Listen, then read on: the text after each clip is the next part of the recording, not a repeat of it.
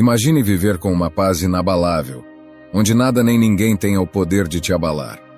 Onde as críticas, as ofensas e os problemas deixem de roubar a sua calma. Parece impossível, não é? Mas os estoicos conseguiram. Enquanto o mundo reagia com ira e frustração, eles mantinham a serenidade. Não porque não sentissem emoções, mas porque aprenderam a dominá-las. Hoje vou te revelar como você pode fazer o mesmo. Se aplicar esses ensinamentos, nunca mais se irritará ou se incomodará com ninguém. Não porque o mundo tenha mudado, mas porque você terá mudado. Antes de começar, vá até os comentários e escreva: hoje começa minha melhor versão. Sou estoico. Com isso, você se compromete a tomar o controle da sua mente e viver com disciplina. Vamos começar. Número 1. A natureza destrutiva da ira. A ira é uma das emoções mais destrutivas que o ser humano pode experimentar. Não apenas prejudica aqueles ao nosso redor, mas também nos corrói por dentro, enfraquecendo nossa mente e nos arrastando para decisões das quais, cedo ou tarde, nos arrependeremos. Os estoicos a consideravam uma das maiores ameaças à virtude, pois quando a ira assume o controle, deixamos de ser racionais e nos tornamos escravos de nossos impulsos. Ela não é um sinal de força, mas de fraqueza. Uma prova de que perdemos o domínio sobre nós mesmos. A ira se assemelha a um fogo incontrolável. Começa com uma faísca, talvez uma palavra mal interpretada, uma ação que consideramos injusta ou um obstáculo inesperado. Se a alimentamos com pensamentos ruminantes, ela cresce rapidamente até se tornar uma chama que devasta a nossa clareza mental, nossos relacionamentos e nosso bem-estar. Marco Aurélio alertava que a melhor forma de combater a ira é impedir que ela nasça. Se aprendermos a reconhecer seus primeiros sinais, podemos extingui-la antes que nos consuma por completo. As consequências da ira são devastadoras. Além de causar conflitos desnecessários, ela afeta nossa saúde. A ciência confirma o que os estoicos já sabiam. A ira eleva a pressão arterial, enfraquece o sistema imunológico e pode desencadear problemas cardiovasculares. Não é apenas uma emoção momentânea, mas um veneno que, se permitido crescer, destrói tanto o corpo quanto a mente. Epicteto ensinava que não são as circunstâncias externas que nos perturbam, mas sim nossa interpretação delas. Se alguém nos insulta, não é o insulto que nos fere, mas a importância que damos a ele. Aprender a controlar nossa percepção é o primeiro passo para dominar a ira. Quando nos deixamos levar pela ira, nossas ações se tornam irracionais. No calor do momento, gritar, insultar ou até mesmo quebrar algo pode parecer justificável. Mas quando a tempestade passa, percebemos que apenas pioramos a situação. Um ataque de ira pode destruir relacionamentos que levaram anos para serem construídos. Um comentário impulsivo pode deixar feridas que talvez nunca cicatrizem completamente. Sêneca dizia que a ira é como um delírio momentâneo, um estado no qual perdemos o controle sobre nossas palavras e ações. Se nos observarmos com atenção, veremos que a maioria de nossas reações de ira são desproporcionais e ilógicas. Imagine uma discussão com um ente querido. No calor do momento, palavras duras parecem necessárias, mas depois que tudo se acalma, percebemos que poderíamos ter lidado com a situação com mais sabedoria. A maioria dos problemas pode ser resolvida com diálogo e paciência, mas a ira nos cega e nos impede de raciocinar. Em vez de buscarmos soluções, buscamos vingança, e com isso apenas alimentamos um ciclo de ressentimento e dor. Os estoicos nos ensinam que a melhor maneira de combater a ira é por meio da autodisciplina e da reflexão. Marco Aurélio recomendava lembrar que a vida é curta e que a maioria dos problemas que nos enfurecem são insignificantes no grande esquema das coisas. Sêneca sugeria praticar a paciência e a indiferença diante das provocações. A verdadeira força não está em reagir com violência, mas em manter a calma quando tudo ao redor parece querer nos tirar do controle. A ira é um inimigo interno, uma fera que, se não for domada, pode nos consumir. Mas a boa notícia é que podemos treinar nossa mente para não sermos arrastados por ela. Da próxima vez que sentir a ira surgir, pare e se pergunte se realmente vale a pena. Lembre-se, nada externo tem poder sobre você, a menos que você permita. A paz não está na ausência de provocações, mas na capacidade de enfrentá-las com equanimidade e controle. Número 2. Todas as emoções negativas surgem de expectativas não atendidas. As emoções negativas não nascem do que acontece, mas do que esperávamos que acontecesse e não ocorreu. Frustração, ira, tristeza, ressentimento, todos esses sentimentos têm uma raiz comum: a diferença entre a realidade e nossas expectativas. Quando acreditamos que o mundo deve se comportar de uma determinada maneira, e isso não acontece, sentimos que fomos traídos. Mas na verdade a falha está em nós, na imagem distorcida que criamos em nossa mente. Nos agarramos a uma ilusão e quando a realidade a destrói, em vez de nos adaptarmos, reagimos com sofrimento. Ficamos irritados porque as pessoas não agem como gostaríamos, porque os resultados não são os que esperávamos, porque a vida não segue o roteiro que escrevemos em nossa mente. Acreditamos que merecemos certos tratamentos, certos sucessos, certos caminhos sem obstáculos. Mas o mundo não segue nossas regras. A frustração não vem do evento em si, mas do choque entre o que desejávamos e o que realmente aconteceu. Sêneca dizia que sofremos mais na nossa imaginação do que na realidade. O que mais nos machuca não é o que acontece, mas a nossa interpretação dos fatos. Se aprendêssemos a aceitar os eventos sem resistência, evitaríamos grande parte do sofrimento desnecessário. Imagine alguém que acredita que seu parceiro jamais o trairá, porque assim deveria ser. Essa pessoa construiu uma expectativa baseada em sua própria visão do que é correto. Mas se a traição acontece, a dor não vem do ato em si, mas do contraste com a imagem idealizada que havia criado.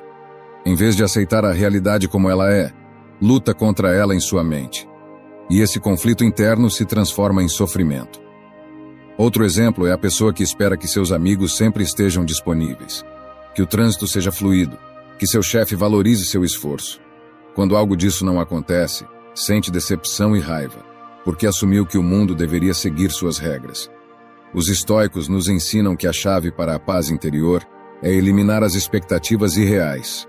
Isso não significa resignação, mas sim compreender que o mundo não nos deve nada. Não podemos controlar o comportamento dos outros nem os eventos externos, apenas a nossa reação a eles. Epicteto dizia que devemos aceitar o que acontece como se o tivéssemos escolhido, porque resistir à realidade só gera sofrimento. Se deixamos de esperar que as pessoas nos tratem de determinada forma, se aceitamos que podem falhar conosco e que a vida não segue um caminho previsível, eliminamos grande parte do estresse e da frustração. Aceitar a realidade como ela é não significa que não devemos ter metas ou desejos, mas sim que precisamos estar preparados para qualquer resultado. Podemos nos esforçar para conquistar algo, mas sem nos apegar à ideia de que deve acontecer exatamente como queremos. Caso contrário, o fracasso nos destruirá. A decepção não vem da vida, mas da nossa resistência em aceitar seus imprevistos. Um estoico entende que tudo muda, que nada é garantido. E por isso, não permite que suas emoções sejam ditadas pelo que está fora do seu controle. Se eliminamos expectativas rígidas, paramos de exigir que o mundo se adapte às nossas crenças. Em vez de nos frustrarmos quando algo dá errado, nos perguntamos: o que posso aprender com isso? Em vez de nos sentirmos traídos, entendemos que as pessoas agem de acordo com sua própria natureza, e não com a que imaginamos para elas. A paz está na flexibilidade, na capacidade de aceitar o que vem sem resistência. A felicidade não está em fazer com que tudo se encaixe em nossas expectativas, mas em aprender a fluir com a realidade sem que ela nos roube a tranquilidade. Número 3. A ira é um reflexo do ego. A ira nada mais é do que um reflexo do ego ferido. Quando sentimos que alguém nos desrespeita, nos trata injustamente ou não reconhece nosso valor, reagimos com raiva porque sentimos nossa identidade ameaçada. Acreditamos que merecemos um tratamento diferente, que os outros devem nos enxergar como nós nos vemos e, quando isso não acontece, sentimos que algo sagrado dentro de nós foi violado. Mas a verdade é que a ira não surge do que os outros fazem, e sim da nossa interpretação das suas ações. É o nosso ego que exige reconhecimento, que se ofende, que precisa defender sua imagem. Se esse ego não fosse tão inflado, se não levássemos as coisas para o lado pessoal, a ira perderia o poder sobre nós. Quando alguém nos fala com grosseria, nossa primeira reação é pensar que está nos atacando. Mas e se essa pessoa simplesmente estiver tendo um dia ruim? E se suas palavras não tiverem nada a ver conosco, mas sim com seu próprio caos interno? A realidade é que, na maioria das vezes, as ações dos outros não são um reflexo de nós, mas deles mesmos. No entanto, o ego nos faz acreditar que tudo gira em torno de nós. Dizemos: ele me desrespeitou, me fez passar vergonha, não me valorizou. Mas o que aconteceria se deixássemos de nos ver como o centro de cada situação? Se entendêssemos que o comportamento dos outros é um reflexo deles, não nosso? Poderíamos nos libertar da ira. Marco Aurélio nos lembrava que não é o que acontece que nos perturba, mas a nossa opinião sobre o que acontece. Se alguém nos insulta, o insulto em si não tem poder, a menos que nós lhe demos significado. Podemos decidir ignorá-lo, enxergá-lo como um reflexo da outra pessoa e seguir em frente sem permitir que isso afete nossa paz. Mas o ego quer lutar, quer se defender, quer provar que está certo.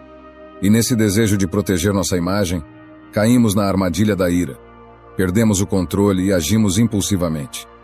Mas se o insulto de alguém não muda quem somos, se sua atitude não nos define, por que permitir que nos arraste para um estado de descontrole?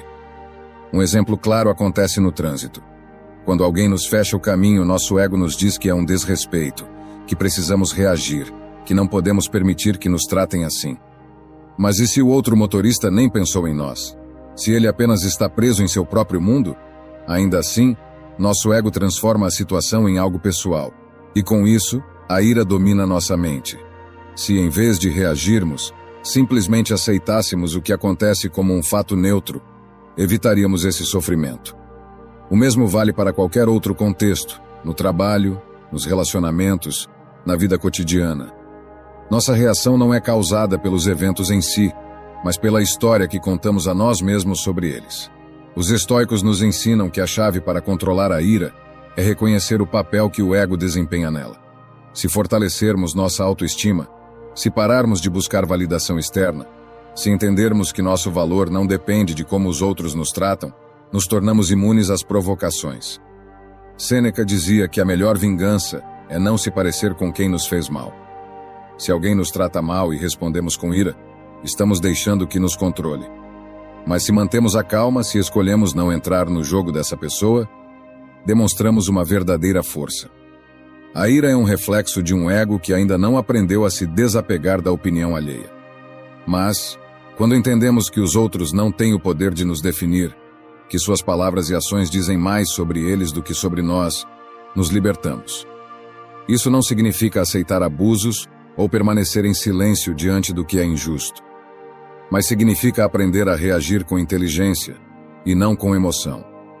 A paz interior não vem de controlar os outros, mas de controlar nossa reação a eles. Quando o ego deixa de ser o centro de nossa existência, a ira perde seu domínio sobre nós.